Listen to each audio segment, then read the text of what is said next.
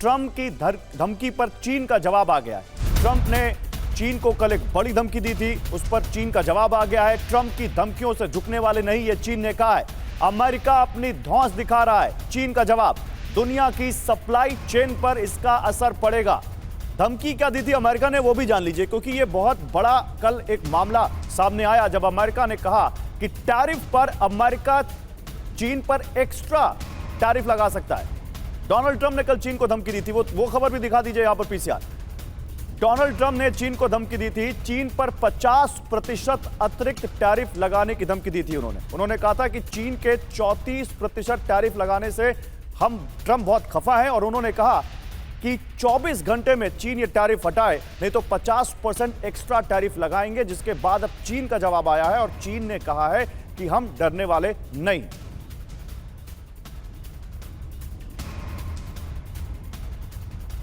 हालांकि एक बहुत इंपॉर्टेंट इंफॉर्मेशन यहां जिस तरीके से गौरव आपने रखी है, उसमें ट्रंप ने 24 घंटे में टैरिफ को लेकर ये जो अल्टीमेटम दिया था। हालांकि ट्रंप के टैरिफ वॉर से कैसे दुनिया को खतरा है, ये अब हम समझाएंगे, और कैसे दुनिया में महायुद्ध की आशंका मंडरा रही है। क्योंकि टैरिफ वॉर क्या वर्ल्ड वॉर कराएगा, ये 3 इंपॉर्टेंट इंफॉर्मेशन जहां गौरव सबसे पहले जिक्र पहले विश्व युद्ध का इसलिए क्योंकि ऑस्ट्रियाई आर्च ड्यूक की हत्या से इसकी शुरुआत हुई थी, और हम सब उस इतिहास से वाकिफ हैं जहां 1914 से 1918 में पहले विश्व युद्ध के बारे में हम जानते हैं। बिल्कुल सुरभि, और दूसरा विश्व युद्ध क्यों हुआ था ये हम सब जानते हैं। 1929 की मंदी के बाद वहां पर एक टैरिफ वॉर सामने आया, और दूसरे विश्व युद्ध में आप देखिए जो 1939 से 1945 के बीच चला, उसमें ये एक बड़ा सामने निकलकर मामला आया था। लेकिन अब तीसरा विश्व युद्ध क्यों होगा सुरभि? ये क्योंकि अब जिस तरीके से फैसले लिए जा रहे हैं, क्या ट्रंप की जिद से ही टैरिफ वॉर की ये जो सिचुएशन इस वक्त बनी हुई है, ये क्या दुनिया को मुश्किल में डाल सकता है? ये एक सबसे बड़ा सवाल इस वक्त का गौरव है। बिल्कुल, तो आपको हम दिखा रहे हैं कि पहला विश्व युद्ध क्यों हुआ, दूसरा विश्व युद्ध क्यों हुआ। मित्र देशों में जब आर्थिक संकट पैदा हुआ तो दूसरे विश्व युद्ध की वहां पर अब नींव पड़नी शुरू हो गई। लेकिन अभी तीसरा विश्व युद्ध क्यों होगा, क्यों हो सकता है, इसकी क्या आशंका जताई जा रही है? क्योंकि चीन और अमेरिका दुनिया की 2 सबसे बड़ी इकोनॉमीज, और दोनों इस ट्रंप के टैरिफ के मुद्दे पर आमने सामने आ गए। दोनों में भयंकर इस वक्त आप कह सकते हैं बयानबाजियां हो रही हैं, और ट्रंप ने जैसा कि चीन पर रेसिप्रोकल टैरिफ लगाया है, चीन ने अमेरिका पर लगाया है, ये बहुत मामला संगीन होता जा रहा है। इंपॉर्टेंट बात गौरव उस लिहाज से, क्योंकि दूसरे विश्व युद्ध के इतिहास को भी देखें तो आर्थिक अस्थिरता ने ही फांसीवाद को जन्म दिया। आज आर्थिक समानता के लिए सैन्य विकल्प को देखते हुए मुझे लगता है एक्सपर्ट से इसको लेकर हमें जवाब लेना चाहिए। क्योंकि दीपक वोरा सर, आप जिस तरीके से आज तक इससे पहले के हालात के बारे में भी हमें बताते आए हैं, पुराना इतिहास इसलिए जिक्र किया क्योंकि आज का प्रेजेंट सिनेरियो क्या इंडिकेट कर रहा है इस वक्त, किस लिहाज से इसे समझा जाए? दीपक वोरा सर।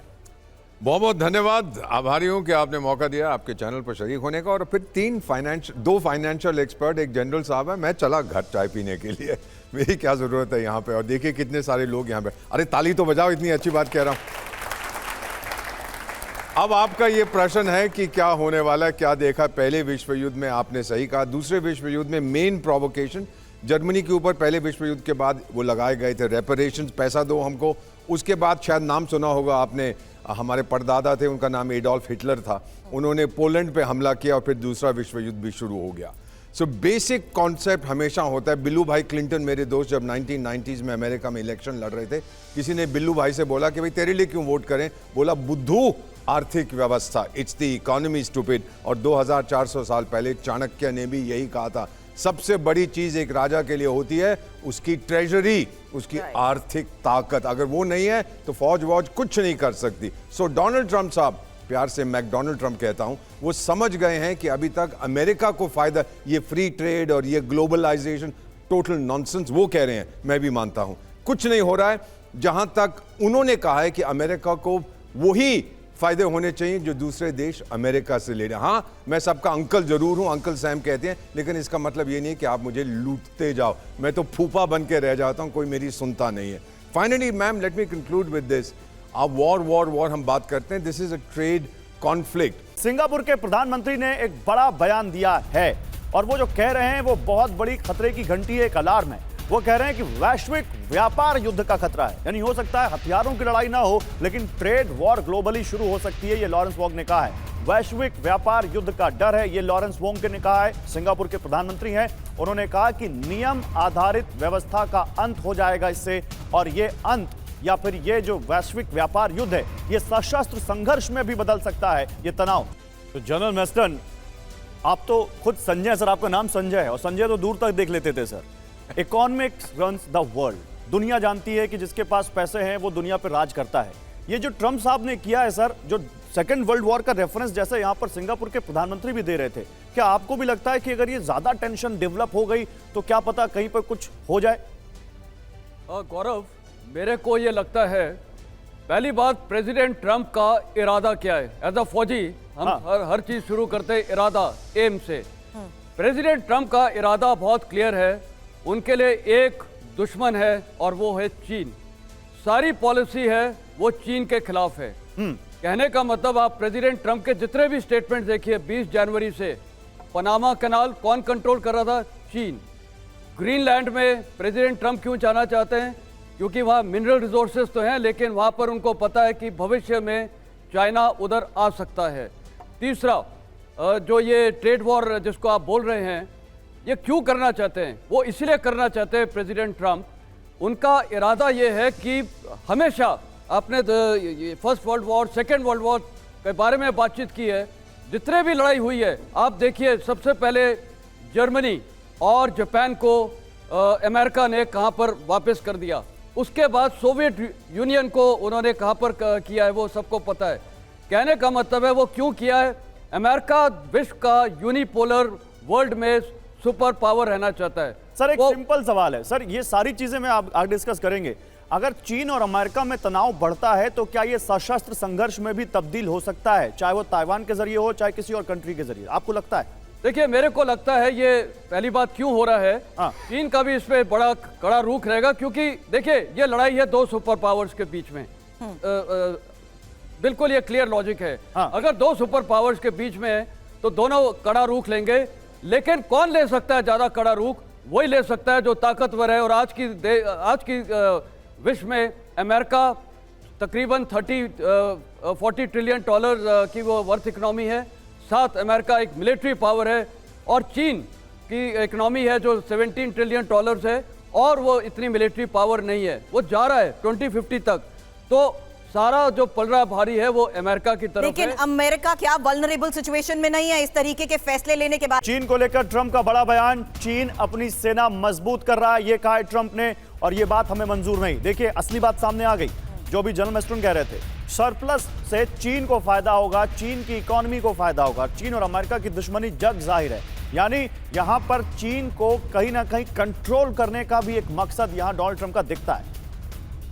तो ट्रंप टैरिफ से दुनिया पर मंदी की आशंका जताई जा रही है। आपको दुनिया में मंदी के 5 कदम अब सबसे पहले हम इंफॉर्मेशन वॉल पर दिखाने वाले हैं, और ये कदम इसलिए भी क्योंकि आयात निर्यात महंगा होगा, इसे इस लिहाज से समझना बहुत जरूरी है। और जहां बात ग्लोबल ट्रेड की आती है तो जाहिर सी बात है इसमें भी गिरावट, साथ ही फैक्ट्रियों के उत्पादन में कमी, क्योंकि जिस तरीके से यहां पर इंटरडिपेंडेंट होते हैं गौरव सभी देश, उसमें यह बहुत इंपॉर्टेंट पहलू है। और बेरोजगारी में इजाफा, इसको लेकर भी एक्सपर्ट से सवाल करूंगी। उससे पहले शेयर बाजारों में अस्थिरता को लेकर तो गौरव लगातार पिछले कई घंटों में हम खबरें दिखा चुके हैं। बिल्कुल, तो शेयर बाजार भी, लेकिन आज एशिया के शेयर बाजारों में थोड़ी सी रिकवरी देखने को मिल रही है। सवाल यह है कि किधर जा रही है दुनिया की अर्थव्यवस्था, महामंदी की आशंका क्यों जताई जा रही है, और दुनिया की जीडीपी कैसे घटने का खतरा, ये आपको दिखाते हैं।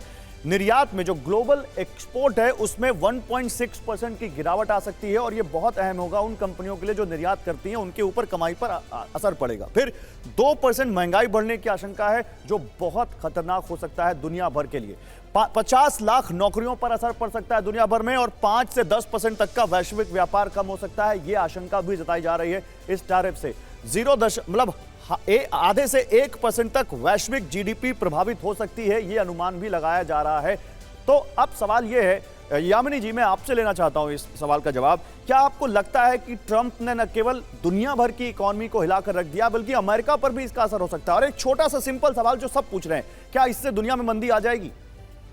जी देखिए, जो टैरिफ्स लगाए गए हैं उनका कहना है कि वो चाहते हैं कि अमेरिका के अंदर जो है इंडस्ट्रीज़ आएँ, मैन्युफैक्चरिंग बढ़े, लोगों को और जॉब्स मिले, और ज़्यादातर जो ट्रेड डेफिसिट है उसको कम करना चाहते हैं। जब WTO इस्टेब्लिश भी हुआ था तब भी ये टर्म्स थे कि कुछ समय तक कंसेशंस मिलेंगे और कुछ समय के बाद वो कंसेशंस ख़त्म हो जाएंगे। जो टैरिफ्स लगाए गए हैं उनका सीधा असर उनकी इकोनॉमी पे पहले पड़ता है, बाकी किसी इकोनॉमी पे बाद में, क्योंकि टैरिफ्स सभी पे लगे हैं। अगर आप कहें एक तो 10% सभी देशों पे लगे हैं और बाकी जो रेसिप्रोकल टैरिफ्स हैं वो बाकी देशों पे लगे हैं। कॉम्पिटिटिवली एक्सपोर्ट्स अभी भी वैसे ही रहेंगे, खासतौर पे शॉर्ट टर्म में, क्योंकि जो माल बनाने का वो होता है सामान वो अभी नहीं है पूरी तरीके से, वहाँ पे मैन्युफैक्चरिंग यूनिट्स नहीं हैं, तो अभी भी जो है उनको इंपोर्ट ही करना पड़ेगा कुछ समय तक। खास तौर पे एटलीस्ट 1 साल तो मिनिमम लगेगा, 1 साल से ज़्यादा ही लग सकता है। राइट मैम, दुनिया की सप्लाई चेन पर असर की आशंका को देखते हुए खबर समझनी जरूरी है। यहाँ तक कि विदेशी और ब्रांडेड चीजों की कीमतें भी बढ़ेंगी। ये एक और जिस तरीके से ओवरऑल असेसमेंट किया जा रहा है, मार्केट में जो उथल पुथल देखी गई है, उस लिहाज से अब तनाव और चिंता मार्केट पर नजर के लिहाज से भी गौरव बनी हुई है। बिल्कुल बिल्कुल। और ये देखिए, आइए जल्दी से आपको यहाँ बताते हैं कि कैसे 1929 में भी हमने देखा था ऐसा कुछ। 1929 में ऐतिहासिक मंदी का दुनिया ने सामना किया और एक बार फिर वैसा ही खतरा मंडरा रहा है। आपको बताएं 1929 में हुआ क्या था और कैसे उस पैटर्न को अब दोहराया जा रहा है। लगभग आप समझ सकते हैं करीब 94-95 साल बाद क्या हो रहा है, कैसे आई ऐतिहासिक मंदी 1929 में। अमेरिका ने कुछ इसी तरह विदेश से आने वाले सामान पर भारी टैक्स लगा दिया। कनाडा और यूरोप ने भी उसी के मुकाबले अमेरिकी सामानों पर टैरिफ बढ़ा दिया जो उनके यहाँ आ रहा था। टैरिफ मतलब जो सामान उनके देश में आ रहा है उस पर कर बढ़ा दिया उन्होंने। 1929 के बीच 1929 से 1934 के बीच वैश्विक व्यापार 66% तक गिर गया। यानी जितना व्यापार दुनिया में हो रहा था वो तो लगभग 2/3 गिर गया। निर्यात आयात कम होने से कारखाने बंद हुए और बेरोजगारी बढ़ी। कई देशों के शेयर मार्केट गिरे, वैश्विक अर्थव्यवस्था ध्वस्त हो गई। महामंदी की वजह से 1939 में दूसरे विश्व युद्ध की शुरुआत हुई, जो हम अभी आपको बता रहे थे। इसलिए सवाल यहां पर यह आता है कि क्या कुछ वैसा ही इतिहास एक बार फिर दोहराने जा रहा है? दीपक वाधवा जी, क्या ऐसा कुछ होने जा रहा है? देखिए, मैं ना थोड़ा सा टाइम आपका 2 मिनट फालतू लूंगा और मैं जरा आपको पूरा सिनारियो समझाता हूँ ये हो क्या रहा है, ऑडियंस को भी, दर्शकों को भी और सबको। समझाइए। अभी टैरिफ है क्या, पहले इसको समझ लेते हैं। हम चाइना से कोई गुड लेते हैं अमेरिका में, अभी वो हमें 1 मिनट दीपक जी, अगर आप चाहें तो बस बोर्ड भी है, आप उस पर लिख के नहीं, मैं ऐसे ही समझा दूंगा। It will be very easy for everyone to understand. 100 रुपए की, ये मान लीजिए चाइना बनाता है और इसे अमेरिका लेता है, तो अभी इसके 100 रुपए चाइना देता है और ये 100 रुपए में अमेरिका में आके पड़ जाती है। अब वो ये कहते हैं कि हम इस पर टैरिफ लगाएंगे, तो अमेरिका तो वैसे ही मंदी की मार झेल रहा है, वहाँ इन्फ्लेशन वैसे ही बहुत ज़्यादा है, तो उन्होंने अगर रेसिप्रोकल टैरिफ लगा ही रहे हैं तो ये चीज़ अमेरिका में महंगी हो जाएगी बाय 26% से लेके 50% तक। तो अमेरिकन्स को दिक्कत आने वाली है, ये बात तो कन्फर्म है। अब हम अगर यहाँ से 30 साल पहले आ जाते हैं, 1990 से लेके 95 तक, तो ये अमेरिका ही था जिसने कहा जी WTO आप जाओ और हर देश में टैरिफ ख़त्म करो। पहले इंडिया में 110% इम्पोर्ट ड्यूटी हुआ करती थी, अगर आप पीछे के डेटा जाके देखेंगे। WTO ने प्रेशराइज करा, नहीं, वी आर वन ग्लोब, हम सब एक हैं, world is a place for business for everyone. तो उन्होंने ये नहीं सोचा था कि इंडिया, चाइना और ये जो साउथ एशियन देश हैं ये इतने सशक्त हो जाएंगे। उन्हें लगा हमारा माल वहां जा रहा है, वो 110% ड्यूटी से 26% पे आ जाएगा। अमेरिका और जो विकसित देश थे उस वक्त हम लोग इंपोर्टिंग कंट्रीज हुआ करते थे, चाइना भी, लेकिन चाइना ने इसको एक अपॉर्चुनिटी की तरह लिया। उसने कहा जब आगे ड्यूटी लगी नहीं रही तो क्यों ना अपनी कंट्री को इतना स्ट्रांग किया जाए, क्योंकि चाइना में भी जो ये प्रोडक्शन फैसिलिटीज और ये जो फैक्ट्रीज हैं सारी, ये कोई बहुत 50 साल 100 साल पुरानी नहीं है। वहाँ जो ये इंडस्ट्रियलाइजेशन हुआ है that is only 25 to 30 years old। और I have been to China many times. जब भी आप 6-6 महीने में वहाँ जाते थे, आप देखते थे मिरेकुलस चेंज है वहाँ पे। I am going to China from year 2000। But you really think so इस सिनेरियो को भी एज एन अपॉर्चुनिटी कहीं ना कहीं चाइना गेन करने की कोशिश करेगा? और दीपक वाधवा जी के सवाल को मैं अब दीपक वोरा सर आपके पास ला रही हूँ, क्योंकि उन्होंने ये साफ तौर पर कह दिया कि अमेरिका का यही फैसला उस पर भारी जरूर पड़ेगा। Do you agree? तीन चीजें बड़ी स्पष्ट हैं, आप लोग बड़े ध्यान से सुनिए जो यहां बैठे हैं। सबसे पहले, एक देश ने दुनिया को हिला दिया है। क्या नाम है उस देश का? America, right? अब भूटान ने तो नहीं हिलाया ना, यूरुग्वे ने तो नहीं हिलाया ना, नेपाल ने तो नहीं हिलाया। एक के पास इतनी ताकत है कि दुनिया को उसने परेशान कर दिया। हम लोग बैठे यहां सब बहुत परेशान। दूसरा, भारत में एक व्यक्ति था जिसने कहा था, एंटिसिपेट किया था ऐसे शौक, उसने बात की थी आत्मनिर्भर भारत की। नाम जानते हैं उसका? किसने बात की थी? प्राइम मिनिस्टर ने। आत्मनिर्भर भारत, ताकि हम इन शौक से इंसुलेट। फाइनली जो ट्रम्प साहब कह रहे हैं उसको हम, वो मागा की बात करते हैं ना, मेक अमेरिका ग्रेट अगेन, तो उनकी इकोनॉमिक्स को हम मागानॉमिक्स कहते हैं। वो कहते हैं हल्के हल्के आप मेरे देश में आओ और यहां पर आप प्रोड्यूस करो, क्योंकि पहले मेरी फैक्ट्रियां बाहर चली गई थी, अब आप अपनी फैक्ट्री मेरे पास लाओ, रोजगार भी होगा, ये भी होगा। मैम, फाइनली आज टुडे जिस दिन हम बात कर रहे हैं, पेट्रोल $55 के आसपास मंडरा रहा है, 120 तक चला गया था। फायदा किसको होगा? जो बहुत बड़े इंपोर्टर्स हैं। चाहे चीजें यहां पे सस्ती हो जाएंगी, महंगी नहीं होंगी। आप देखिएगा, आप बड़े खुश होंगे और आप भांगड़ा मेरे साथ मिलकर करेंगे जब तेल $30 पे आ जाएगा। ये ट्रम्प साहब की प्लान है। सारा पैसा दुनिया का, जो लोग सेफ्टी चाहते हैं वो अमेरिकन बॉन्ड्स खरीदेंगे और वहां पे अपने आप को बड़े, और फिर सोना खरीदेंगे। सोने की कीमतें बहुत बढ़ गई हैं, लेकिन बॉन्ड्स की कीमतें, यील्ड जो उस पर सूद मिलती है वो अब घट रही है, तो अमेरिका भी बड़ा खुश है। समझ रहे हैं आप? उसका फायदा अपने देश के लिए है। दीपक वाधवा जी आपसे सहमत नहीं दिख रहे, कुछ मुझे लग रहा बोलना चाहते हैं सर, कुछ चौधरी। बोलिए। मैं ये कहना चाह रहा हूं कि जैसे 1990 में हम लोगों की स्थिति थी, अमेरिका तब उस वक्त एक्सपोर्टिंग कंट्री था, अब उसने देखा पिछले 30 साल में कि हम तो इंपोर्टिंग कंट्री बन गए। एग्जैक्टली। अब सारा पैसा चाइना जाने लगा, क्योंकि आज आप देखिए जितना भी दुनिया में सब जगह इलेक्ट्रॉनिक बन रहा है उसका मेरे ख्याल 90-95% चाइना से ही आ रहा है। हम चाहे फोन कोई सा भी देख लें, पीछे देखते हैं मेड इन चाइना, और यही चीज आपको अमेरिका में भी मिल रही है। आप, अब फर्क क्या है, एप्पल का फोन हम इंडिया में लेते हैं महंगा है, यूएस में सस्ता है। क्यों? क्योंकि वहां इंपोर्ट टैरिफ नहीं है। अब उन्होंने कहा भाई क्यों सस्ता है, मैं कमाऊं नहीं, बाकी सब कमा रहे हैं, मैं जब कुछ भेजता हूं तो लोग उस पर इंपोर्ट ड्यूटी लेते हैं, तो वाई आई शुड नॉट आए। उनका गोल ये है कि आने वाले 10 से 15 सालों में सब चीज़ मेड इन अमेरिका चाहिए उन्हें। और वो क्यों चाहिए? क्योंकि उन्होंने देखा कि हमने पैसा चाइना भेजा, सब कुछ इंपोर्ट किया, और आज चाइना इतना स्ट्रांग हो गया कि वो सुपर पावर बन गया। So it is a way to increase his supremacy. वो एक दिन में नहीं होगा, लेकिन सुप्रीमेसी को अगर आप डोमिनेट करने के लिहाज से, अपने फैसले थोपने के लिहाज से जाहिर कर रहे हैं, तो mister sir, don't you agree? Uncertainty इस वक्त फेस की जा रही है, और ये अनसर्टेनिटी कब तक रहेगी, इसको कैसे असेस किया जाए? और देखिए Surabhi, uncertainty is a way of life, पहली बात। मैं एज अ फौजी अब बताता हूँ, हम जब पाकिस्तान के साथ लड़ाई करने जाते थे, मान लो मेरी डिवीजन है, आज अगर मेरी डिवीजन पाकिस्तान को पता चल गया कि मेरी डिवीजन यहीं पर आएगी, तो वो पूरा तैयार हो जाएगा। अगर मैं पूरे सेक्टर में अपने डिवीजन को कभी यहाँ कभी यहाँ कभी यहाँ, दुश्मन को सोचिए उसके क्या हालात होंगे।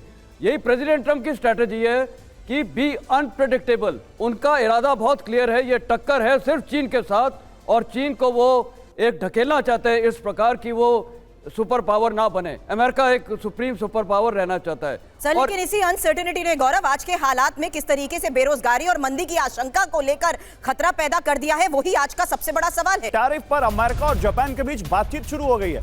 ट्रंप ने जापान के प्रधानमंत्री शिगेरू इशिबा से बात की है। जापान की एक टीम अमेरिका जाएगी वहां के एडमिनिस्ट्रेशन से बात करने के लिए। जापानीज टीम अमेरिकी अफसरों से व्यापार पर बातचीत करेगी। क्यों? क्योंकि जापान पर भी रेसिप्रोकल टैरिफ लगाया है अमेरिका ने। टैरिफ वॉर की क्योंकि हम यहां पर बात कर रहे हैं, तो जिस तरीके से चौंकाने वाली बातें इसमें सामने आई हैं, इंफॉर्मेशन वॉल पर एक डिटेल आपके सामने रख रही हूं, जहां पर रूस और नॉर्थ कोरिया और अमेरिका के दुश्मन ये जो माने जाते हैं, इन दोनों देशों पर अमेरिका ने टैरिफ नहीं लगाया है। इसकी आखिर वजह क्या है? क्योंकि यहां पहले देखिए 2022 से अमेरिका के आर्थिक प्रतिबंध को लेकर तो जिस तरीके से फैसले आते थे, नॉर्थ कोरिया की यहां जिस तरीके से गौरव हम बात कर रहे हैं, तो दशकों से अमेरिका के आर्थिक प्रतिबंध इस पर रहे हैं। लेकिन आज के हालात में यूएस और नॉर्थ कोरिया का व्यापार भी करीब करीब शून्य है। ये एक्चुअल फैक्ट है। और 2024 में यूएस और रूस में महज 28,700 करोड़ का ट्रेड हुआ है। एक चीज क्लियर कर दे अपने व्यूअर्स को, ये हम रूस की बात कर रहे हैं यहाँ पर, और यहाँ पर नॉर्थ कोरिया की बात कर रहे हैं। ये रूस है, ये नॉर्थ कोरिया। एग्जैक्टली, यहाँ रूस की बात हो रही है और नॉर्थ कोरिया की। जो करंट सिनेरियो है उसमें इन्हीं दुश्मन देशों पर नजर थी और उसमें फैक्ट्स हमने इंफॉर्मेशन वॉल पर गौरव अभी रखा। बिल्कुल, तो रूस और नॉर्थ कोरिया के लिए ट्रंप का नरम रुख है, या कहें कि क्योंकि व्यापारी नहीं है तो नरम और क्या रुख रखेंगे वहां पर टैरिफ का। अमेरिका का मकसद क्या है? अमेरिका की सामरिक और कूटनीतिक रणनीति का हिस्सा यहां पर है ये पूरा टैरिफ का ये पूरा मामला। ट्रंप का ध्यान बड़ी व्यापारिक साझेदारी पर है। ट्रंप क्योंकि अब बिजनेसमैन भी हैं, ट्रंप की कोशिश है कि नया वर्ल्ड ऑर्डर बनाया जाए और जैसे अमेरिका की सुप्रीमेसी को हाल फिलहाल में चैलेंज मिला है वो चैलेंज खत्म करें। और ये बड़ा अहम है। मैं यामिनी जी आपसे ही सवाल लूंगा इस पर, जो ट्रंप कर रहे हैं, रूस और नॉर्थ कोरिया को उन्होंने छोड़ा, जरूर कोई ना कोई डिप्लोमेसी उसमें है, लेकिन क्या ट्रंप के इस फैसले से हम जो आम भारतीय हैं, जो हमारा दर्शक है जो टीवी देख रहा है, क्या आने वाले वक्त में उसके ऊपर भी कोई बड़ा असर पड़ेगा? जी देखिए, उन्होंने किन देशों को छोड़ा या किन देशों को रखा वो उनकी फॉरेन पॉलिसी पे डिपेंडेंट है। और ख़ास तौर पे रूस की बात करें तो पहले ही यूक्रेन वॉर चल रही है और वहाँ पे जियोपॉलिटिकल कॉन्फ्लिक्ट्स, चाहे आप रेड सी पे अटैक्स की बात करें ईरान के हौती के द्वारा या किसी और चीज़ की बात करें, जियोपॉलिटिकल टेंशन्स काफ़ी ज़्यादा हैं। टैरिफ्स में भारत की बात करें तो भारत के ऊपर 26% का टैरिफ लगाया गया है, जिसका जो बाकी सभी देशों के टैरिफ से लोएस्ट टैरिफ है। और ये भी देखा जा रहा है कि भारत क्योंकि एक मैन्युफैक्चरिंग एक्सपोर्टर में नहीं ज़्यादा जाना जाता, पर इसलिए ज़्यादा जाना जाता है क्योंकि वो एक सर्विसेज एक्सपोर्टर है, तो इतना ज़्यादा असर नहीं पड़ता।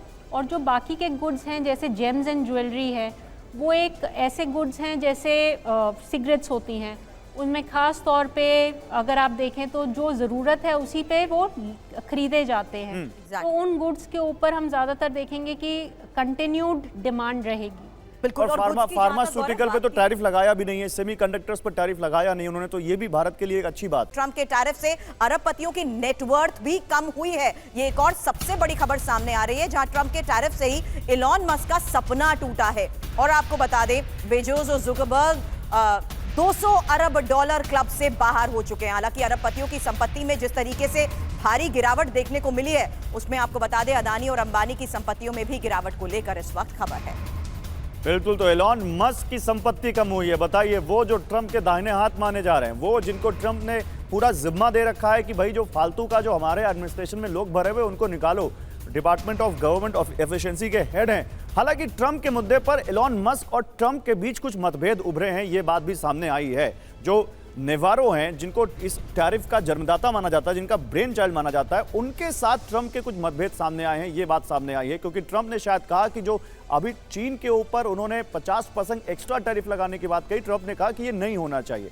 लेकिन ट्रंप के टैरिफ से दुनिया भर में हाहाकार तो मचा हुआ है। दुनिया भर में केवल जो सबसे बड़ी खबर है वो है ट्रंप का टैरिफ। दुनिया की टेक कंपनियों को भारी नुकसान हो रहा है, बैंक, फार्मा कंपनियों को सबसे ज्यादा नुकसान हो रहा है, अमेरिकी कंपनियां भी भारी घाटा सह रही हैं। तो ये सबके लिए एक अभी तो फिलहाल सही नहीं दिखता है। टैरिफ बॉम्ब न सिर्फ दुनिया बल्कि खुद अमेरिका के लिए भी खतरनाक है। कैसे? समझिए, क्योंकि टैरिफ बॉम्ब से खुद अमेरिका कैसे झुलसेगा। विदेशों से आने वाला हर सामान महंगा हो जाएगा और अमेरिका के बाजारों में भी महंगाई बढ़ने की आशंका है। हालांकि अमेरिका में खाना पीना और रहना महंगा हो जाएगा। डिमांड कम होने से उद्योगों का उत्पादन भी कम होगा और आर्थिक मंदी के खतरे को देखते हुए भी सबसे महत्वपूर्ण बात, बेरोजगारी भी बढ़ जाएगी। तो बिल्कुल देखिए कैसे टैरिफ बॉम्ब से खुद अमेरिका झुलस रहा है, ये यहां पर साफ है। मैं चाहता हूं सुरभि कि जो एम्बेसडर वोरा है उनके साथ एक बार बोर्ड पे जाया जाए और जो वो बता रहे हैं एक बार सर अगर आप हमें बोर्ड पे लिख के बताएं कि कैसे अमेरिका का ये फायदा, अमेरिका की ये बात या ट्रंप का ये टैरिफ हम सब के लिए फायदेमंद हो सकता है। सर चले एक बार बोर्ड पर आइए सर, प्लीज एक बार बताइए सर कैसे आप मुझे बुला रहे हैं? आपको सर? अच्छा मुझे? अरे सर आप दीपक है ना, शानदार समझा रहे हैं। मेरा नाम चोरी कर लिया। नहीं अच्छी बात है, हमारे स्टूडियो में दो दीपक है, यहाँ देना मैं नहीं चाहती हूँ मार्केट के लिहाज से भी आप प्लीज एक बार बोर्ड पर समझाइएगा जरूर, लेकिन पहले over to you Deepak Vora sir. You want me to explain कि क्या हो रहा है अमेरिका में? यस। ट्रंप अच्छा आदमी है या बुरा आदमी है? अच्छा जोर से बोलिए, जोर से। अच्छा आदमी है, थैंक यू वेरी मच। मैं भी यही सोचता हूँ। देखिए यहाँ पे मैं लिख रहा हूँ, एक अमेरिका का एक उपभोक्ता एक अंडा खरीदता है 10 रुपए के लिए, कितने का लेता है? 10 रुपए का। अब 12 रुपए का हो गया, तो 2 रुपए की जो डिस्पोजेबल इनकम, जो उसकी जेब में पैसे हैं, 2 रुपए घट जाएंगे कि नहीं? फिर वो क्या करेगा? नाराज होगा। फिर ट्रम्प कहता है फिक्र मत कर बेटा, जो तू टैक्स देता है, इनकम टैक्स, मैं 2 रुपए घटा दूंगा, तेरे को उतने ही पैसे के पैसे 10 रुपए का अंडा मिल जाएगा। समझे? डिस्पोजेबल इनकम वही रहेगी। ये इसकी एक चाल है, बहुत होशियारी से इसने चाल चली है। फाइनली सर, मागा का मतलब क्या है? मागा का मतलब है मेक अमेरिका ग्रेट अगेन। थोड़ा सा इधर से आप कैमरे के सामने। अरे बिल्कुल बिल्कुल, फोटो अच्छी खींचना भैया। मेक अमेरिका ग्रेट अगेन, यानी फिर से अमेरिका को महान बनाओ। इसका मतलब महान होता था लेकिन बीच में थोड़ा कम महान हो गया, अब उसको फिर से महान बनाना है। अमेरिका नंबर 2 नहीं पसंद करता, नंबर 1 रहना चाहता है। और एक दूसरा देश है, वो जानता है हम साथ चलेंगे तो हम दोनों बहुत तेजी से ऊपर जाएंगे। उस दूसरे देश का नाम भारत है, नफरत करता है वो चीन से। समझ गए अब आप जो मैं समझाने की कोशिश कर रहा? ये ट्रम्प की चाल बड़ी सिंपल है, बड़े बड़े फिगर्स मैं नहीं दे रहा आपको, बट अमेरिकन कंज्यूमर को 6 महीने के लिए, साल के लिए तकलीफ होगी, उसके बाद इंडियंस के लिए क्या होगा सर? मेक और ब्रेक क्या है ये? इंडियंस के लिए तो बहुत अच्छा है, पेट्रोल सस्ता हो गया, सबसे ज्यादा खर्चा तो उस पर करते हैं। सर कहाँ सस्ता हुआ? हमें तो वही मिल रहा है जो तो अभी कल ही तो हुआ है, उसकी प्राइस कोलैप्स आप एकदम से ना करें, थोड़ी देर के बाद आ जाएगा। हमने फॉरवर्ड ट्रेड्स कर दिए। आपको ये भी बता दें, कल तो घरेलू गैस का सिलेंडर महंगा कर दिया। देखिए जरा, बड़ी अजीब सी सरकार है, सस्ता करना चाहिए था इनको। अब पेट्रोल की प्राइसेस कम होंगी। एक अमेरिकन डेलीगेशन इस समय भारत में है। अच्छा, ये ट्रम्प के लिए मुसीबत है कि नहीं? क्या चीज?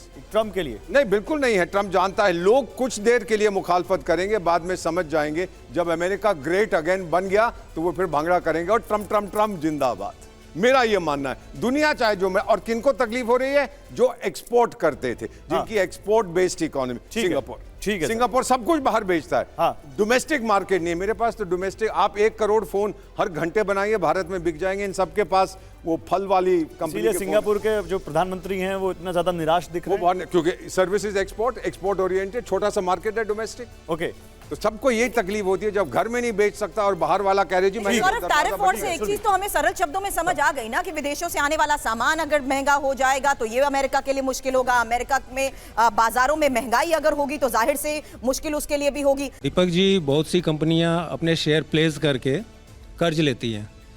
अब ये अचानक से टैरिफ इम्पोज हो रहा है, फ्री फॉल मार्केट में एक प्राइस पे वो ट्रिगर कर जाएगा।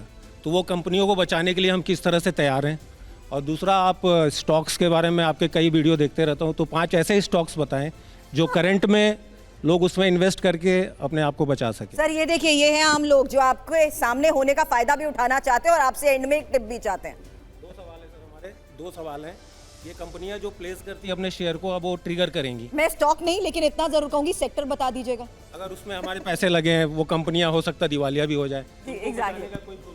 ये ट्रम्प के एडवाइजर भी हैं फाइनेंशियल। देखिए, जब भी दुनिया में कहीं भी इस तरह का एक मेजर चेंज होता है तो बहुत सारे लोगों को फ़ायदा होता है, बहुत सारे लोगों को नुकसान होता है। अब इसमें देश हित पहले देखा जाएगा, इंडिविजुअल हित नहीं देखा जाएगा। जैसे कि 2 देश लड़ते हैं, एक देश आगे बढ़ जाता है, या हम गल्फ़ की वार देखें, अमेरिका ने किया तो दोनों तरफ के लोग मरे। तो वो मरना, हम ये नहीं कह सकते कि जानबूझ के मारा गया, ये देश की नीड थी। तो ऐसे ही हो सकता है इस जद्दोजहद में कुछ लोगों को नुकसान हो, कुछ को फ़ायदा हो, कुछ को लॉन्ग टर्म में फ़ायदा हो। तो ये तो अब जो भी स्थिति बनेगी, जो कि आज की तारीख में यस असमंजस की स्थिति है, एग्जैक्टली। आगे आने वाले टाइम में हमारी गवर्नमेंट भी ऐसे तो बैठेगी नहीं। वो भी ये नहीं देखेगी कि ठीक है जी आज एक कंपनी बर्बाद हो रही है, कल दूसरी हो रही है, तीसरी हो रही है, कोई बात नहीं जी हम बैठे हैं, ऐसा तो नहीं होगा। हमारे यहाँ भी पूरा सिस्टम है। लेकिन अगर कंपनीज बंद होती हैं तो जाहिर सी बात है आम लोग उसकी चपेट में आएंगे तो मुश्किलें मैडम, उनकी मैं भी यहाँ होंगी। पे 1 मिनट पूरी बात करना चाहूँगा। कंपनीज कभी बंद नहीं होंगी, सिर्फ उनके प्रॉफिट और लॉसेस बढ़ सकते हैं। प्रॉफिट और लॉसेस, अगर प्रॉफिट नहीं होगा, लॉसेस होंगे तो जाहिर सी बात है उसका भी जो नहीं लोग होगा मैडम, क्योंकि इंडिया की अपनी कंजम्पशन स्टोरी बहुत स्ट्रांग है। ऑलराइट, जैसा इन्होंने कहा 1 करोड़ फल के आप वो बनाइए, फल बेचने। सर मेरा क्वेश्चन ये है कि इंडिया को एक मैन्युफैक्चरिंग हब बनना है, तो टैरिफ वॉर की वजह से इंडिया को फ्यूचर में क्या क्या प्रॉब्लम फेस करनी पड़ सकती है? भाई साहब, इंडिया को कभी भी नहीं होगा, ना अमेरिका हब बन सकता है, ना यूरोप हब बन सकता है, क्योंकि जितनी सस्ती लेबर इंडिया और चीन में है, हम लोग वहाँ सोच भी नहीं सकते। हमारे यहाँ जो मतलब लेबर का कॉस्ट है पर आवर, वो मेरे ख्याल से हमारे से 10 गुना अमेरिका का और शायद 12-16 गुना यूरोप का है। तो आप इस चीज से भूल जाइए कि they will become manufacturing hub. Understood. और होशियार लेबर है हमारे पास, ये बैठे हैं आपके सामने। सर एक क्वेश्चन था, लाइक अगर अमेरिका हाई टैक्सेस लगा रही है चीन पे, तो डजंट दैट मीन कि चीन के वो ऑल्टरनेटिव्स ढूंढेंगी, कि चीपर ऑल्टरनेटिव्स मार्केट में ढूंढेंगे, एंड उससे इंडिया को भी एक अच्छी अपॉर्चुनिटी मिलेगी गुड्स सेल करने के लिए? तो इंडिया पे जो टैरिफ लगा है वो 26% का है, चीन पे 34 लगा है, 8% का अभी भी अंतर है। कल को अगर उसे 1 लाख करोड़ का इंपोर्ट करना है तो 8,000 करोड़, हम मतलब $1 बिलियन उसको बच जाएगा। और ऐसा आप लोग क्यों सोच रहे हैं? अभी तो ये अनाउंसमेंट हुई है, कल को भारत सरकार हो सकता है इंसेंटिव्स दे कंपनियों को कि भैया आओ, हमारी SEZ खाली पड़ी हैं, 10 साल की टैक्स हॉलीडे दे दी हमने, बनाओ, हमारी लेबर को काम मिलेगा, हम ट्रेड डेफिसिट की जगह ट्रेड एक्सेस में आ जाएंगे। अभी आपको क्या पता, अभी तो ये शुरू हुआ है और हर कंट्री इसका हल निकालेगी। लेकिन फिर एक सवाल है कि अगर इतना ही सब कुछ अच्छा है तो फिर दुनिया भर के शेयर बाजार, खासकर एशियन मार्केट्स इतना रिएक्ट क्यों कर रहे थे कल? टैरिफ पर ट्रंप और मस्क में तनाव, बहुत बड़ी खबर है। मस्क ने टैरिफ हटाने का सुझाव दिया है। मस्क जो कि ट्रंप के बहुत खास माने जाते हैं, वो भी अब इस पर सहमत नहीं है ट्रंप से। टैरिफ नीति पर मस्क ने भी सवाल उठाए हैं, ये एक रिपोर्ट कह रही है। जिस बात का गौरव आपने जिक्र किया उसको इस लिहाज से समझना जरूरी है क्योंकि टैरिफ से कैसे ट्रंप की कंपनीज पर असर पड़ रहा है और आपको बता दें कैसे उनका मुनाफा घट रहा है। ये एलॉन मस्क की कंपनीज पर कैसे इसका असर पड़ रहा है उस लिहाज से समझाना चाहूंगी, क्योंकि यही सबसे बड़ा रीजन है कि अब यहां पर मस्क खफा नजर आ रहे हैं इसी ट्रंप टैरिफ को लेते हुए।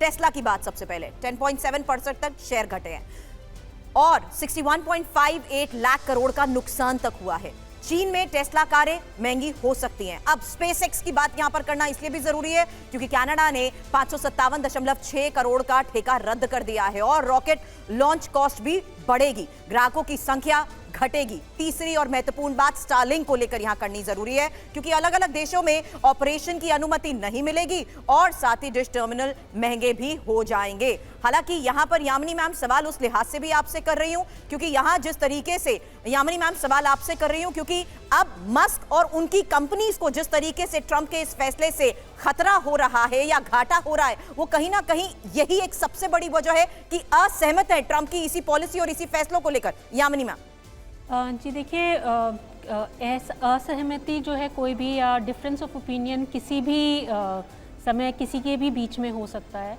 और उसमें ये ज़रूरी है देखना कि जो लीडरशिप है वो किस तरीके से आगे नेशन को लेके जाना चाहती है और उसमें जो स्पेसिफिक अगर किसी इंडस्ट्री को इफ़ेक्ट हो रहा है या किसी व्यक्ति को इफ़ेक्ट हो रहा है तो उसे जो है कम रखा जाएगा, नेशन को पहले रखा जाएगा। तो मेरे ख्याल से जो लीडरशिप है और जो अमेरिका चाहता है वो ही पहले रखा जाएगा।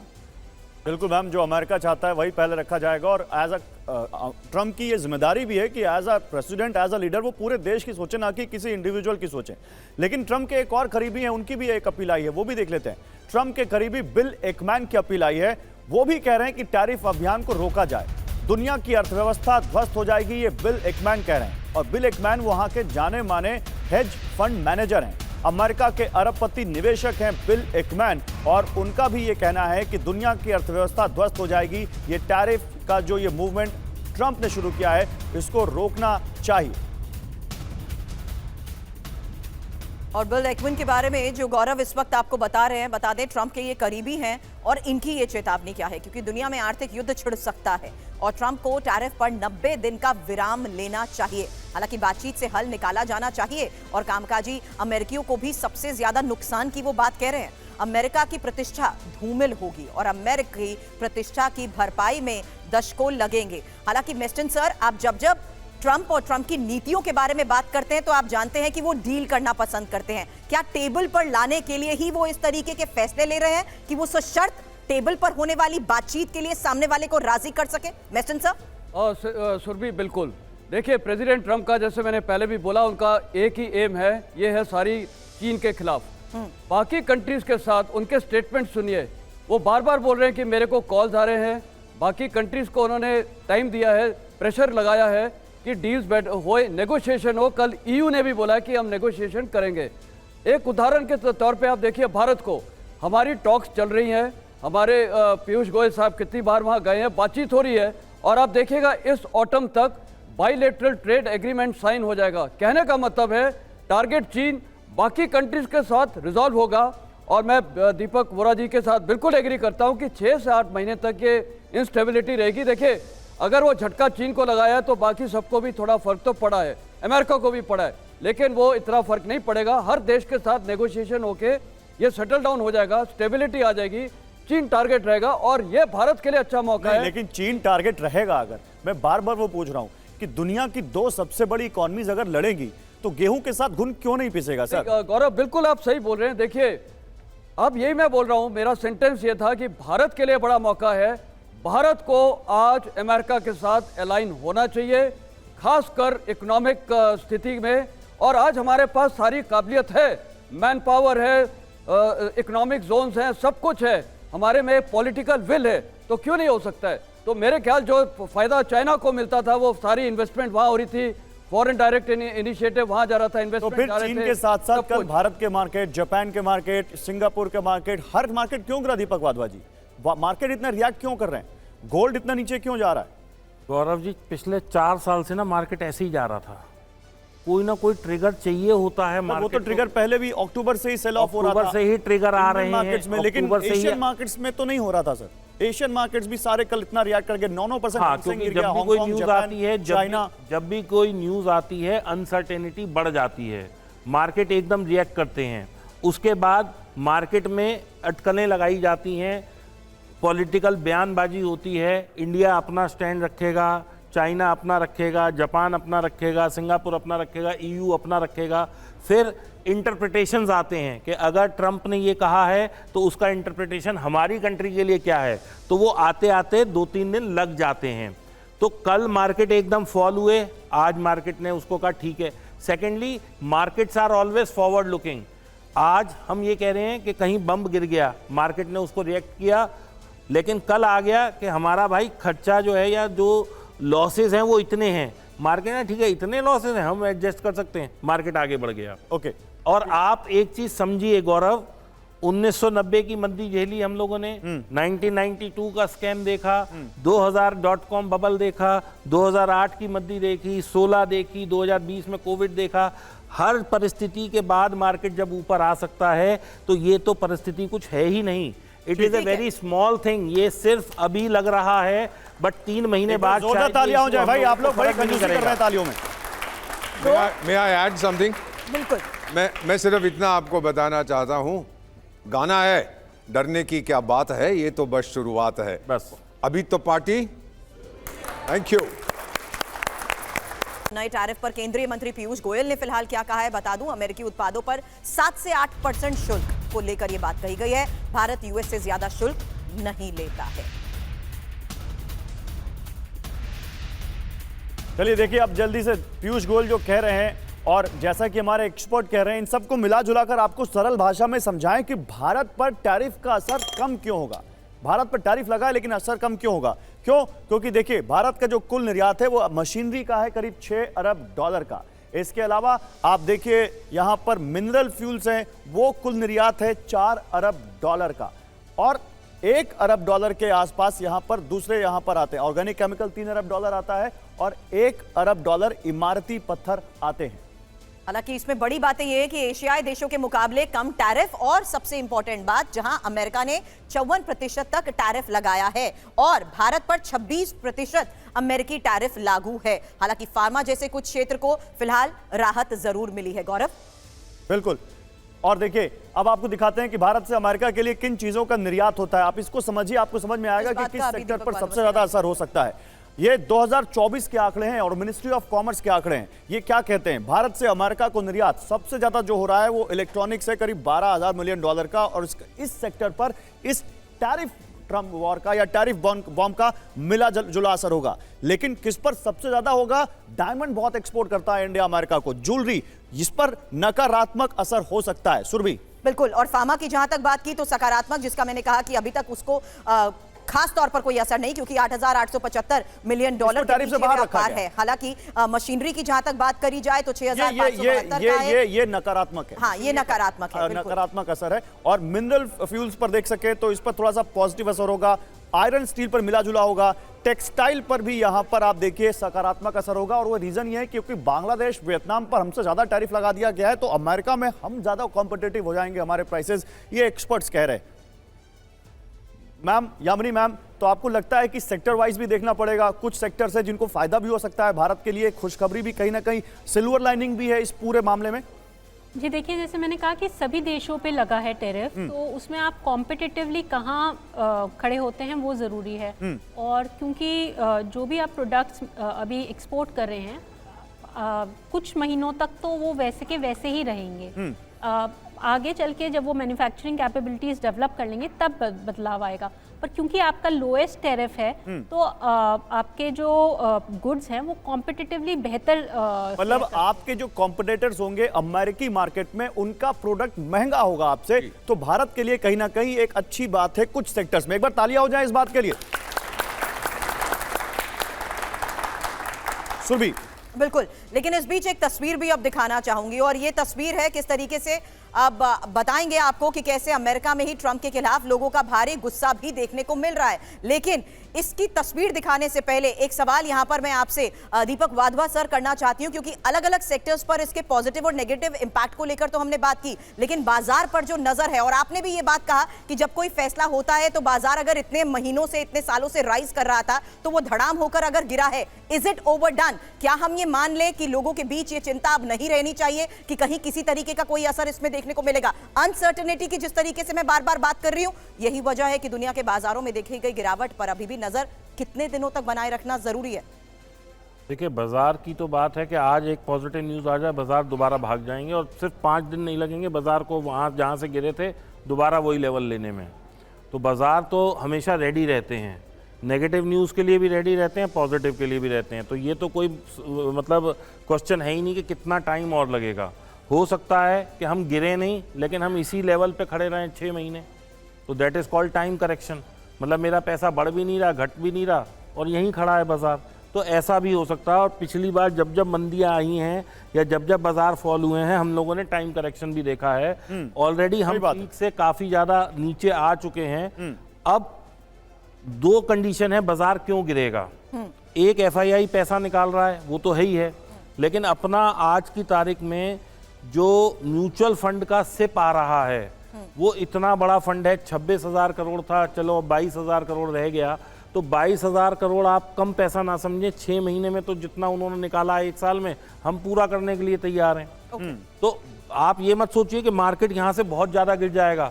वुड इट हैव बीन के सिप नहीं आ रही होती, हम जितना उन्होंने पैसा निकाला है 3.5 लाख करोड़ पिछले 6 महीने में, या 4 लाख करोड़ का शायद आंकड़ा है, अगर ये सिप नहीं आ रही होती तो हमारे बाजार 50 से 60% गिर चुके होते।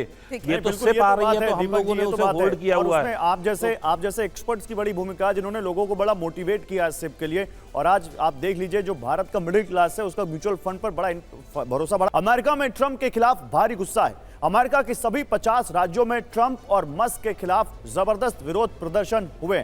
पूरे देश में 1200 से अधिक रैलियां निकाली गई।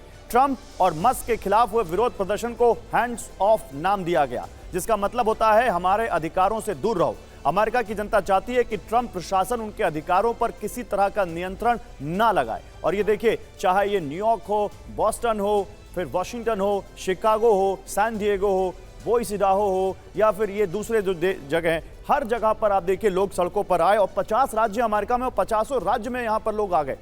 एम्बेसडर वोरा, तो अमेरिका में ही ट्रंप के खिलाफ गुस्सा तो दिख रहा है, मतलब there are people who are getting affected from this tariff. ये पॉलिटिकल लगता है मेरे को, खासतौर से वो लोग जो डेमोक्रेटिक पार्टी के साथ संबंध रखते हैं, जो हार गए थे इलेक्शन, और दूसरे जो सिविल सर्वेंट्स हैं जिनको निकाल दिया गया है नौकरी से। ये कुछ डीप स्टेट वाले हैं जिनको नपुंसक बनाने की कोशिश कर रहा है। ये निकल आए, इनके परिवार निकल आए, हम करेंगे क्या? वहाँ ये सिस्टम तो है नहीं। जिस दिन आपको निकाल दिया सिविल सर्विस से, भारत की तरह पेंशन नहीं मिलेगी, डिसमिस्ड, घर जाओ। तो ये अमेरिका अमेरिका का सिस्टम है। तो मेरा मानना है कि जो डेमोन्स्ट्रेट कर रहे हैं, कुछ समय के बाद ये शांत हो जाएंगे और फिर ये देखेंगे कि इसका फायदा क्या होता है। बस थोड़ा सा समय, आप देखिएगा इसके फायदे बहुत होंगे और कई देश इंक्लूडिंग इंडिया, जापान, ताइवान ये डायरेक्टली बात करेंगे अमेरिका से कि टाइगर हम पे मत ऐसा करियो, चल हम भी 0-0 बात करते हैं। लेकिन यूरोप जो है उसमें सबसे ज्यादा गुस्सा है क्योंकि उसको चोट लग रही है सर।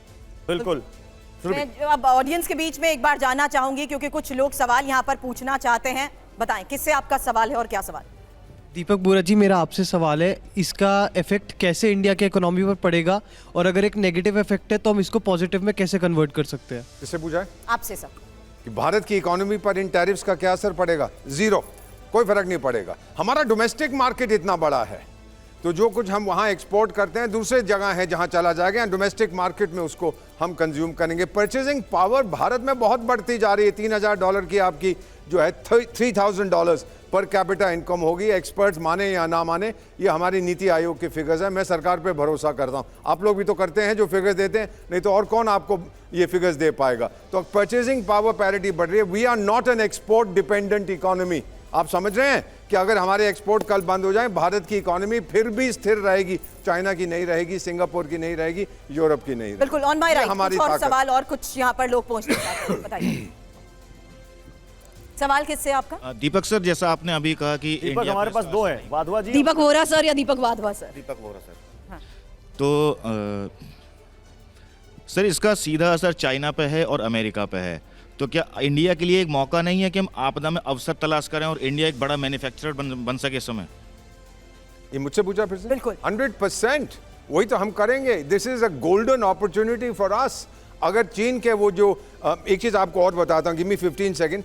चीन से नहीं खरीदेंगे तो कहां जाएंगे सर? कौन सा देश है जिसके पास वो ताकत है उतना प्रोड्यूस करने की भारत के पास है? अब एक चीज बताऊं आपको, जो हमें खबर मिली है, चीन क्या कोशिश कर रहा है, हमें कह रहा है देखो यार आपके टैरिफ तो बहुत कम है तो मैं अपनी कंपनियां भारत में ले आता हूं और यहां प्रोड्यूस करेंगे, अमेरिका को बेचेंगे, टैरिफ कम लगेगा। ये बेईमानी है। दे आर इंटरनेशनल क्रुक्स वो लोग, हम कभी स्वीकार नहीं करेंगे। ये बॉर्डर पे पंगा ले रहे हैं और फिर कहते हैं इकोनॉमी के लिए darling darling, sweet heart sweet heart. हमने कहा दूर रहो हमसे, हमें आपकी ये चीजें पसंद नहीं है। समझ रहे मैं क्या बोल रहा हूं? भारत में प्रोड्यूस करके वहां भेजेंगे ताकि आपका जो टैरिफ है उस पर कम। सॉरी सॉरी सॉरी, ये हम नहीं मानेंगे। ट्रंप के टैरिफ के खिलाफ यूरोपियन यूनियन की तैयारी सामने आई है। डोनाल्ड ट्रंप के टैरिफ के खिलाफ 27 देश यूरोपियन यूनियन के साथ आ गए हैं। अमेरिका पर यूरोपियन यूनियन भी 25% काउंटर टैरिफ लगा सकता है, जैसा चाइना ने लगा दिया है। पहले बातचीत से हल की कोशिश है, यह कहा यूरोपियन यूनियन ने, और अगर बातचीत से हल नहीं निकला तो फिर वो अमेरिका पर 25% काउंटर टैरिफ लगा सकता है, यह यूरोपियन यूनियन ने कहा है। अगर सरल शब्दों में गौरव इसे समझे तो क्या ये एक गठजोड़ बनाने की तैयारी है? क्योंकि अमेरिका के खिलाफ ईयू के इस गठजोड़ को इस लिहाज से समझिए जहां यूरोपीय संघ के 27 देशों की अमेरिका के खिलाफ इसे एक बड़ी तैयारी के तौर पर देखा जा रहा है। हालांकि यूरोपियन यूनियन लगा सकता है अमेरिका पर जवाबी टैरिफ और साथ ही यूरोपीय संघ 25% का टैरिफ लगाने पर विचार भी कर रहा है। गौरव बिल्कुल, और इसके अलावा ट्रंप के टैरिफ टैक्स से यूरोपीय संघ के 27 देशों पर बड़ा असर पड़ा है और वो यही सोच रहे हैं कि इसका काट कैसे निकाले, तो बातचीत से हल की कोशिश है। अब देखिए, एक विवाद जनरल मेस्टन यूरोपियन यूनियन या यूरोप के देशों और अमेरिका के बीच है, रूस और यूक्रेन के मुद्दे पर नेटो को लेकर। ट्रंप लगातार नेटो से खफा हैं और कह रहे हैं कि पैसा लुटाने वाला संगठन है, इसमें हम पैसा नहीं डालेंगे। उसके बाद एक दूसरा विवाद अगर यूरोपियन यूनियन और ट्रंप का इस ट्रेड को लेकर होता है, तो आपको लगता नहीं कि वो ये जो एक टेंशन की जो हम बात कर रहे हैं, वो इग्निशन तो कहीं ना कहीं से हो ही रहा है? एक बार फिर से नया तनाव आ गया यूरोपियन यूनियन और अमेरिका के बीच। गौरव बिल्कुल सही। देखिए, ये एक टेंशन तो चल रहा है, हाँ, दोनों पे, इकोनॉमिक्स पे और नेटो पे। पर मेरे को लगता है, देखिए हिस्टोरिकली वर्ल्ड वॉर 2 के बाद से ये जो एक वेस्टर्न अलायंस है, इस पे उदाहरण के तौर पे आप अफगानिस्तान में देखिए, वहाँ पर 54 कंट्रीज थे अमेरिका लीडरशिप के अंदर, जिसमें सारे नेटो देश थे। अमेरिका को भी पता है कि कल अगर लड़ाई होती है, देखिए लड़ाई 2 प्रकार की है, जैसे 9/11 के बाद हुई थी। क्या अमेरिका अकेला लड़ सकता है? उसका जवाब है नहीं। कारण है, अमेरिका बॉडी बैग्स नहीं चाहता है, कैजुअल्टीज नहीं चाहता है, तो उसके पास पैसा है। ये जितने भी वेस्टर्न नेशंस हैं जो नाटो जिसमें शामिल है, ये लोग ने भी वहाँ पर बंदे भेजे थे, इनके भी कैजुअल्टीज हुई थी। तो कहने का मतलब है ये नाटो रहेगा। और आप सेक्रेटरी स्टेट का मार्को का भी स्टेटमेंट देखिए, उन्होंने बोला था कि नाटो रहेगा। हमारी सिर्फ प्रॉब्लम है फंडिंग के बारे में, कि फंडिंग नाटो की यूरोपियन देशों को करनी चाहिए, तो वो मेरे को लगता है नाटो रहेगा। जहाँ तक ये ट्रेड वॉर चल रहा है, इसको भी आप देखिए नेगोशिएशन द्वारा हल हो जाएगा। ये 25% शायद टैक्स की नौबत नहीं आएगी अमेरिका पे लगाने के लिए, क्योंकि अमेरिका को भी पता है और यूरोप को भी पता है कि इनको साथ रहना जरूरी है। और मेरे को लगता है यहाँ एक और चीज मैं बोलना चाहूंगा, भारत के लिए एक बहुत बड़ी चीज ये है कि आज हमारे देश में चाइना के खिलाफ एंटी डंपिंग लॉज आने चाहिए। चाइना का कोई प्रोडक्ट इंडिया में नहीं आना चाहिए। हमें आत्मनिर्भर भारत में, आज देखिए हमारी कंट्री सेकंड लार्जेस्ट मैन्युफैक्चरिंग है स्टील की, तो भी हम क्यों चाइना से इंपोर्ट कर रहे हैं? स्टील बंद करना चाहिए, क्योंकि आज हमारे को अलाइन होना चाहिए। और सारी जो आज भारत की ताकत है, मैं बोलता हूं हम एक्सपोर्ट कर सकते हैं कल अमेरिका में, तो आज हमारे लिए अपॉर्चुनिटी। और तीसरी एक और चीज बोल दूं जी सर, आप प्रेसिडेंट ट्रम्प का बार बार एक स्टेटमेंट देखिए जो अभी हमने बात नहीं की है, इसमें यह भी शामिल होना चाहिए, क्रिटिकल मिनरल रिजर्व्स। आज ग्रीनलैंड की बात हो रही है, यूक्रेन की बात हो रही है, चाइना के पास बहुत सारे क्रिटिकल मिनरल रिजर्व्स हैं। 7 ऐसे रिजर्व्स हैं उनके पास, मिनरल्स हैं जो मेरे ख्याल विश्व में कहीं नहीं है। और उसमें भारत को और अमेरिका को मिलके कंट्रीज में जाके ड्रिलिंग करनी चाहिए रेयर अर्थ मिनरल्स के बारे में। और अफगानिस्तान एक वो जगह है जहां $4.1 ट्रिलियन वर्थ मिनरल रिजर्व्स हैं, और इसीलिए अमेरिका ने अभी टॉक्स कर रहे हैं, उन्होंने हकानी का बाउंटी निकाल दिया है। अमेरिका को नुकसान पहुंचाने के लिए ईयू बना है और ईयू के ज्यादातर देश यूएस के व्यापार के खिलाफ हैं। यूरोपीय संघ अमेरिका के लिए बुरा। यूरोपियन यूनियन अमेरिका से कार और कृषि उत्पाद नहीं खरीदता। तो देखिए टैरिफ वॉर का दुनिया पर क्या असर पड़ेगा, एक बार फिर से समझिए। दुनिया पर ट्रेड वॉर का खतरा है। ट्रेड वॉर मतलब दुनिया में कारोबारी रिश्ते बिगड़ेंगे और काफी दिक्कतें पैदा होंगी। वैश्विक व्यापार प्रभावित होगा, एक्सपोर्ट इंपोर्ट हर देश का। Electronics, auto, pharma, in industry पर ज्यादा असर पड़ेगा। दुनिया की सप्लाई चेन पर असर पड़ेगा, जो बात कह रहे थे अभी चीन की तरफ से जो कही गई। कपड़े और इलेक्ट्रॉनिक्स और दवाएं महंगी होंगी, क्योंकि दुनिया में कोई ऐसा देश नहीं है जो सारी चीजें अपने यहाँ बनाता हो या कुछ भी बाहर से ना खरीदता हो। खासकर वेस्टर्न कंट्रीज ज्यादातर चीजें बाहर से इंपोर्ट कर रहे हैं। दुनिया भर में महंगाई बढ़ेगी। 2025-26 में मंदी की आशंका जताई जा रही है इसी को लेकर। तो ये दुनिया भर में टैरिफ वॉर का क्या असर पड़ेगा, ये हम आपको बता रहे हैं। लेकिन ट्रंप का टैरिफ कार्ड क्या है, ये भी आप देख लीजिए। ये ट्रंप का टैरिफ कार्ड दुनिया भर में देखिए, भारत पर 26% है, चीन पर 34% है, बांग्लादेश पर 37% है, तो हमसे तो ज्यादा ही है। यामिनी जी, तो यहां पर ये माने क्या कि भारत को ट्रंप का टैरिफ का एक तमाचा तो पड़ा है, लेकिन वो हल्का है, तो स्लैब उतना बड़ा नहीं है, मतलब भारत को उन्होंने थोड़ा सा मुरव्वत बरती है। जी देखिए, टैरिफ का जो असर है वो भारत पे कम ही रहेगा, पर जो टैरिफ का असर है वो क्योंकि भारत के लिए फिर भी एक कॉम्पिटिटिव स्टेट रखता है, तो असर तो बहुत पड़ेगा। पर कितना असर पड़ता है, वो भारत की इकोनॉमी कितना अब्जॉर्ब कर पाती है और किस तरीके से उसे आगे ले जाती है, उस पे निर्भर करेगा। टैरिफ से सभी देशों को फर्क पड़ेगा, भारत को भी उसी स्थिति में फर्क पड़ेगा। बिल्कुल। एक इंपॉर्टेंट सवाल मैं उस हिसाब से अब दीपक वाधवा सर आपसे करना चाहती हूँ। आप ये बात मान रहे हैं कि ट्रंप की इन तमाम पॉलिसीज को देखते हुए भारत के लिए एक बड़ी अपॉर्चुनिटी भी है, लेकिन क्या आपको नहीं लगता कि यूएस में इन्वेस्ट करने को देखते हुए भी दूसरे देशों के फैसले बदलेंगे? और ये सवाल उस लिहाज से भी मैं आपसे कर रही हूँ क्योंकि उनका भी नजरिया होगा कि US is not the best place as it used to be, क्योंकि कंपैरेटिवली आप ये देखेंगे कि ज्यादातर लोग या ज्यादातर युवा जो हमारे यहाँ बैठे हैं वो भी यही कोशिश करते हैं कि सीख के यहाँ से जाते हैं, जबकि उसी चीज को एक्सप्लोर करने के लिए वो यूएस को प्रेफर करते आए हैं। Your take on that.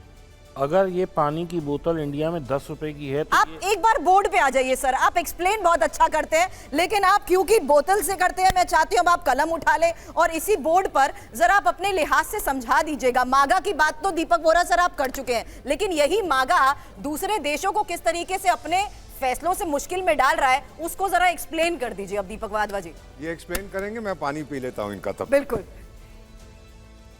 Late से अभी कोई चीज यूएस में 100 रुपए की मिलती है, ठीक है, ये इंपोर्टेड बाय इंडिया या चाइना या बांग्लादेश या पाकिस्तान या कहीं से भी है, XYZ, ठीक है। अब इस पे टैरिफ लग गया तो ये 126 से लेके 152 रुपए की मिलेगी। बिल्कुल। तो अब अगर आप यूएस की नेटिव वहाँ सिटीजन हैं और आप अभी तक कोई चीज़ 100 की ले रहे थे तो आपको 126 या 152 की मिलेगी। ठीक है, तो दैट मीन्स आपके लिए महंगाई 52 रुपये मतलब 50% बढ़ गई। ठीक है। अब वोरा जी ने कहा कि शायद कुछ टैक्स में वो छूट दे दें, लेकिन अमेरिका के साथ एक हमेशा बेनिफिट क्या रहा है, जब भी उनके यहाँ मंदी आती है या इस तरह का कोई सिचुएशन आती है, क्योंकि उनका डॉलर जो है वो बहुत ज़्यादा आउट ऑफ कंट्री फ्लो कर रहा है, तो वो और छाप लेते हैं। तो वो एक पैकेज इशू कर देंगे, एक साल वो देखेंगे लोग परेशान हैं, एक साल बाद वो कहेंगे ठीक है जी हम 10 बिलियन 50 बिलियन 100 बिलियन का कुछ पैकेज ले आए हैं, तो वो बेल आउट कर देंगे। इसको प्रोसेस को कहते हैं बेल आउट करना। जैसे ठीक है, बेल आउट करना, बेल आउट, अगर वहाँ के लोग ज़्यादा तकलीफ में आए इस पैसे को लेके, ठीक है, तो वो क्या कहेंगे कि ठीक है भाई अभी तुम ये 26 रुपए देते रहो, लेकिन उनकी पब्लिक को भी पता है कि जब हम लोग बिल्कुल मरने की कगार पे आएंगे तो गवर्नमेंट हमें बेल आउट करने आ जाएगी। ठीक है।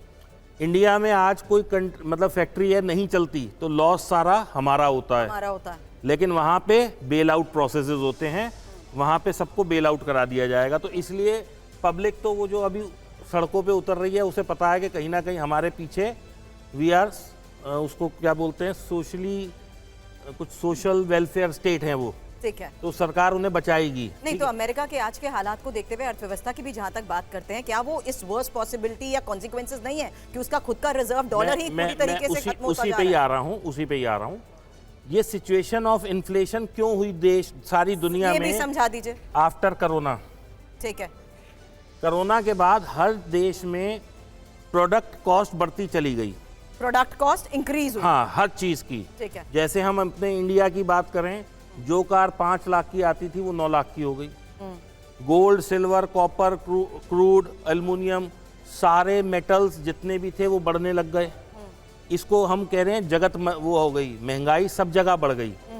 अब इस महंगाई को कम करने के लिए डिमांड को कम करना चाहती है गवर्नमेंट। ठीक है, अब जब ये चीज महंगी हो गई तो वहां पे डिमांड तो वैसे ही कम हो जाएगी।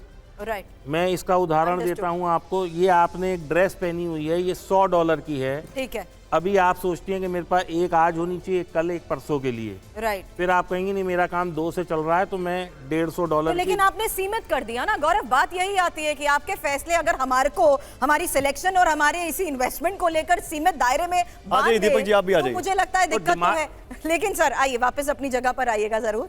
और गौरव, यही एक वजह है कि आज इन तमाम सिनारियों को सरल शब्दों में हम समझाने की कोशिश कर रहे हैं कि आखिर किस तरीके से यही टैरिफ क्या वाकई एक झांकी है। वर्ल्ड वॉर मतलब ऐसा नहीं कि सशस्त्र संघर्ष ही, लेकिन एक ट्रेड वॉर तो खिंच सकती है, छिड़ सकती है। क्या एक बार फिर से अपने एक्सपर्ट से जल्दी से इसी पर एक कमेंट ले लेते हैं, क्योंकि उसके बाद ज्यादा जो हमारा दर्शक है उसको क्लियर हो जाएगा। शुरुआत यामिनी जी से करते हैं। यामिनी जी, ट्रेड वॉर तो हो रही है, तो ये ट्रेड वॉर क्या और बड़ा रूप ले सकती है? जी देखिए, अभी डोनाल्ड ट्रंप ने कहा है कि अगर चाइना रिटेलिएटरी टैरिफ्स लगाता है तो वो उसके ऊपर और टैरिफ लगाएंगे। तो मेरे ख्याल से कोई भी देश ये नहीं चाहेगा कि जो है उसके ऊपर वापस और टैरिफ्स लगे। तो रिटेलिएशन का मेरे ख्याल से नहीं नज़र आ रहा एक ट्रेड वॉर की तरफ। पर हाँ, ये ज़रूर है कि बहुत सारे देश आपस में आ सकते हैं साथ एक समझौते के लिए कि हम अपने जो टैरिफ्स हैं वो रिड्यूस कर देते हैं, आप हमारे टैरिफ्स भी रिड्यूस कर दीजिए या उसे कम कर दीजिए, या WTO पे जाए या कहीं पे जाए जहाँ पे साथ आ सकें और एक जो है साझा तरीके से इस चीज़ को सॉल्व कर सकें। बिल्कुल मैम। तो देखिए यहाँ पर अब जल्दी से सुरभि, बिल्कुल, ये ट्रम्प के, क्योंकि आप बार बार टैरिफ की यहाँ पर बात कर रहे हैं, तो इन्फॉर्मेशन अब परसेंटेज वाइज देश के लिहाज से मैं सामने रखना चाहती हूँ, क्योंकि भारत पर जिस तरीके से 26% और चीन को लेकर लगातार गौरव आप जिक्र करते आए हैं, तो ये इन्फॉर्मेशन रख दे जहां चीन के साथ 34% और बांग्लादेश पर 37%, Pakistan 29%, Sri Lanka 44%, Japan 24%, Taiwan 32%, Cambodia 49%, Vietnam 46%, European union 20%। और ये इन्फॉर्मेशन उस लिहाज से यहाँ पर एक रीकैप के तौर पर गौरव इसलिए रख रही हूँ क्योंकि इसी को देखते हुए पूरी दुनिया में हाहाकार जरूर मचा। गौरव। बिल्कुल, तो ट्रम्प टैरिफ से दुनिया भर में हाहाकार मचा हुआ है। दुनिया के अलग अलग देशों के राष्ट्राध्यक्षों का क्या कहना है आप ये भी जानिए। क्या कह रहे हैं दुनिया भर के वैश्विक नेता। मार्क कार्नी, प्रधानमंत्री कनाडा। स्टील, एल्यूमिनियम, ऑटोमोबाइल पर टैरिफ कनाडा के लाखों लोगों को सीधे प्रभावित करेगा, ये कह रहे हैं कनाडा के प्रधानमंत्री। सुरभि। हालांकि इटली की प्रधानमंत्री मेलोनी का भी बयान साफ तौर पर सामने आया था कि टैरिफ पर ट्रंप के उपाय गलत हैं। बिल्कुल। ऑस्ट्रेलिया के प्रधानमंत्री एंथनी एल्बनीज कह रहे हैं कि टैरिफ लगाना किसी दोस्त का काम नहीं हो सकता। तो अमेरिका के राष्ट्रपति फिलहाल दोस्त तो नहीं दिखते। हालांकि स्पेन के प्रधानमंत्री पेड्रो सांचेज का भी बयान सामने आया। उन्होंने कहा हमारे लिए हमारी कंपनीज कर्मचारी प्राथमिकता हैं और यही वजह है कि उनके इस बयान को देखते हुए भी इसका विरोध किया गया। स्वीडन के प्रधानमंत्री क्या कह रहे हैं उल्फ क्रिस्टसन। हम अमेरिका के साथ व्यापार सहयोग के रास्ते पर वापस लौटना चाहते हैं। तो ट्रंप भैया टैरिफ कम करो, ये कह रहे हैं दुनिया भर के नेता। दीपक जी, दुनिया भर के नेता डरे हुए हैं क्या? ट्रंप ने क्या दुनिया भर के नेताओं को एक लाइन में खड़ा कर दिया है कि या तो माई वे और हाईवे? 100% ताकत उसी के पास है, और किसके पास है ताकत? कौन पंगा लेगा उससे? अमेरिका की मिलिट्री ताकत, अमेरिका की इकोनॉमिक ताकत, अमेरिका की सोशल ताकत देख लीजिएगा। यहाँ जितने बच्चे बैठे हैं, मैं आपसे कहूँगा कि 4 मुझे प्रोडक्ट्स बताओ जो अमेरिका में बनते हैं। आप कोका कोला बोलेंगे और क्या बोलेंगे? पेप्सी बोलेंगे, मैकडोनल्ड बोलेंगे, पिज्जा हट बोलेंगे, सारी चीज़ें बोलेंगे। अब मैं बताऊँ 4 प्रोडक्ट चाइना में बनते हैं, आपको एक भी नहीं पता है। अमेरिका डोमिनेट्स हमारे माइंड को, उसकी ताकत बहुत है, और इसीलिए सर बाकी देश जो हैं वो नहीं पंगा लेंगे इससे। They will all come to individual agreement. European union टूट जाएगा, आप देखिएगा। उसके कुछ सदस्य जाएंगे, बोलेंगे ट्रंप भाई साहब यूरोपियन यूनियन तो बेकार है, अब आप डायरेक्टली मेरे साथ डील करिए। देखते जाइए क्या होता है सर। उसने ये भी कह दिया कि ईयू बनाया गया, ट्रंप ने कहा है ईयू बनाया गया था अमेरिका को तंग करने के लिए, कमजोर करने के लिए। अब वो तोड़ेगा उसको सर।